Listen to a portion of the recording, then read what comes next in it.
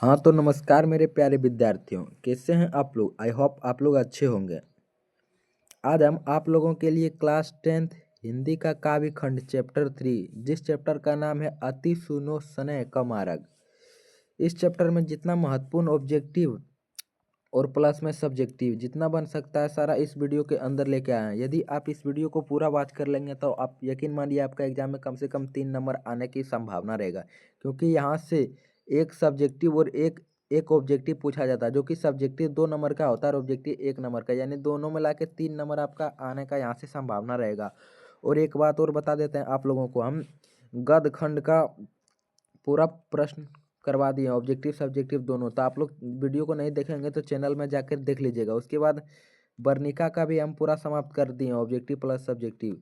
इस सारा वीडियो को आप लोग देख लीजिए एग्जाम से पहले, क्या होगा आप लोगों को परीक्षा में काफ़ी मदद मिलेगा। और संस्कृत भी सारा समाप्त कर दिए हैं, 1 से लेकर के 14 चैप्टर सारा संस्कृत का ऑब्जेक्टिव समाप्त कर दिए। इन सभी वीडियो को प्लेलिस्ट में आप लोगों को चैनल में मिल जाएगा, प्लेलिस्ट में जाइएगा, वहाँ पे वर्णिका और संस्कृत का वीडियो मिल जाएगा। बाकी बात आज हम हिंदी का भी प्लेलिस्ट बना देंगे आप लोगों के लिए, तो आप लोग इस वीडियो को इन सभी वीडियो को देखिएगा। तो चलिए बिना लेट किए आज का इस क्लास को स्टार्ट करते हैं। सभी सवालों को आप लोगों को ध्यानपूर्वक पढ़ना और सही आंसर देने का प्रयास करना है। देखिए पहला सवाल क्या कर रहा है, घनानंद किस भाषा के कवि थे। तो घनानंद किस भाषा के कवि थे, ब्रज भाषा। ऑप्शन बी जो है बिल्कुल एक करेक्ट आंसर हो जाएगा। दूसरा सवाल पढ़िए, कवि ने पराजन्य किसे कहा। तो कवि ने पराजन्य किसे कहा, बादल को। ऑप्शन सी जो है बिल्कुल एक करेक्ट आंसर हो जाएगा। चलिए आगे बढ़ते हैं, तीसरा सवाल पढ़ने की प्रयास करते हैं। देखिए तीसरा सवाल क्या करा, अति सुदो सने को मारा गया जहां नेकू श्यानापन बाक नहीं। यह पंक्ति किस कवि की है। अथवा इसको ऐसा भी पूछा जाता है, अति सुदो सने को मारा गया छंद के रचनाकार कौन है। तो इसका रचनाकार कौन है, तो इसका राइट आंसर क्या हो जाएगा, option D. Option D Ghananand. Option D बिल्कुल एक करेक्ट आंसर हो जाएगा। देखिए सवाल नंबर 4 पढ़िए, घनानंद किस धारा के कवि हैं। तो घनानंद किस धारा के कवि हैं, इसका राइट आंसर हो जाएगा रीति मुक्त धारा के। ऑप्शन ए बिल्कुल ही करेक्ट आंसर हो जाएगा। सवाल नंबर 5 पढ़िए, सवाल नंबर 5 करा, मोर आंसू बहिनी मोर आंसू बहिनी ले बरसू। मोर आंसू बहिनी ले बरसू कौन कहते हैं, तो घनानंद कहते हैं। ऑप्शन सी जो है बिल्कुल ही करेक्ट आंसर हो जाएगा। घनानंद किसे कहते हैं, बादल को। बादल को क्या कहते हैं, हम सुजान के आदों में तड़प रहे हैं, आप सुजान को मेरा आंसू को बादल पहुंचा दीजिए सुजान के आंगन तक, ये कहता है। तो आगे 5 नंबर सवाल तक हो गया, चलिए आगे बढ़ते हैं। सवाल नंबर 6 पढ़िए, सवाल नंबर 6 पढ़ते हैं। अच्छा कर देते हैं, आप लोगों को देखने में भी अच्छा लगेगा, थोड़ा जूम कर देते हैं। देखिए क्या करा, घनानंद किनके सैनिकों द्वारा मारे गए। तो नादिर शाह। ऑप्शन बी जो है बिल्कुल ही करेक्ट आंसर हो जाएगा। सवाल नंबर 7 पढ़िए, मीर मुंशी ने किस कवि का वध किया था। मीर मुंशी ने किस कवि का वध किया था, इसका राइट आंसर हो जाएगा ऑप्शन डी घनानंद की। ऑप्शन डी बिल्कुल ही करेक्ट आंसर हो जाएगा। सवाल नंबर 8 पढ़िए, सुजान सागर किसकी रचना है। तो घनानंद की। ऑप्शन डी जो है बिल्कुल ही करेक्ट आंसर हो जाएगा। चलिए अगला सवाल पढ़ने की प्रयास करते हैं। सवाल नंबर 9, सवाल नंबर 9 कह रहा है, वियोग में सच्चा प्रेमी जो वेतना सहता है उनके चित्त में जो विभिन्न तरंगे उठती है का चित्रण किया गया है। किसमें किया गया, तो घनानंद ने किया। ऑप्शन ए जो है बिल्कुल ही करेक्ट आंसर हो जाएगा। सवाल नंबर 10 पढ़िए, बिरह लीला किसकी रचना है। तो बिरह लीला किसकी रचना है, घनानंद की। ऑप्शन ए जो है बिल्कुल ही करेक्ट आंसर हो जाएगा। चलिए सवाल नंबर 11 पढ़िए, सवाल नंबर 11 देखिए क्या करें, घनानंद रचित अत्यंत प्रसिद्ध क्या है, सवैया और छंदधारी। ऑप्शन डी जो है बिल्कुल ही करेक्ट आंसर हो जाएगा। चलिए अगला सवाल पढ़ने की प्रयास करते हैं।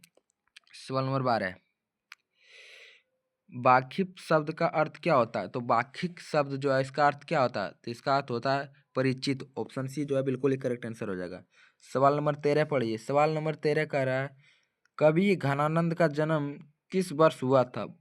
मोस्ट वीवीआई सवाल, ये सवाल को आप लोग याद कर लीजिएगा। तो इसका जन्म कब हुआ था, 1689 ईस्वी में।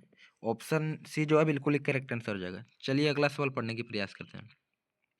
सवाल नंबर 14 पढ़िए, सवाल नंबर 14 का रहा, सया स्यापन शब्द का अर्थ है, स्यापन शब्द का अर्थ क्या होता है, इसका अर्थ होता है चतुराई। ऑप्शन सी जो है बिल्कुल ही करेक्ट आंसर हो जाएगा। चलिए अगला सवाल पढ़ते हैं। सवाल नंबर 15, निम्न में से प्रेम की पीर कवि है, प्रेम के पीर कवि कौन है? घनानंद। ऑप्शन सी जो है बिल्कुल ही करेक्ट आंसर हो जाएगा। चलिए अगला सवाल पढ़ने की प्रयास करते हैं।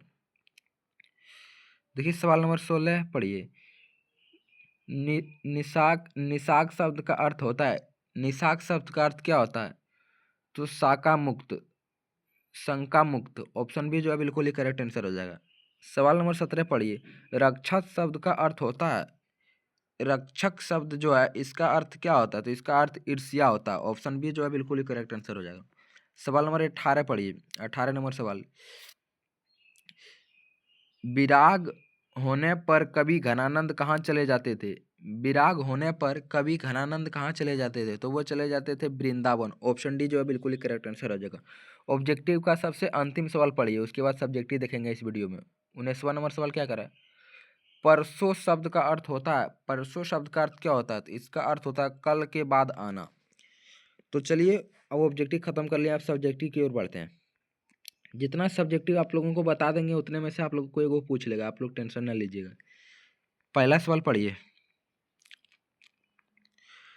पहला सवाल कह रहा कवि प्रेम प्रेम मार्ग को अति शुद्धो क्यों कहता है? इस मार्ग की विशेषता क्या है? कवि जो है प्रेम मार्ग को अति शुद्धो क्यों कहता है? इस मार्ग की विशेषता क्या है? तो इसका उत्तर पढ़िए। इसका उत्तर है कवि प्रेम की भावना को अमृत के समान पवित्र एवं मधुर मानते हैं। ये कहते हैं कि प्रेम मार्ग पर चलना सरल है, इस पर चलने के लिए बहुत अधिक छल कपट की आवश्यकता नहीं है। तो इस सवाल को आप लोग तैयार कर लीजिएगा। चलिए दूसरा सवाल की ओर बढ़ते हैं। दूसरा सवाल पढ़िए क्या करा है। परहित के लिए देह को धारण कौन करता है? स्पष्ट कीजिए।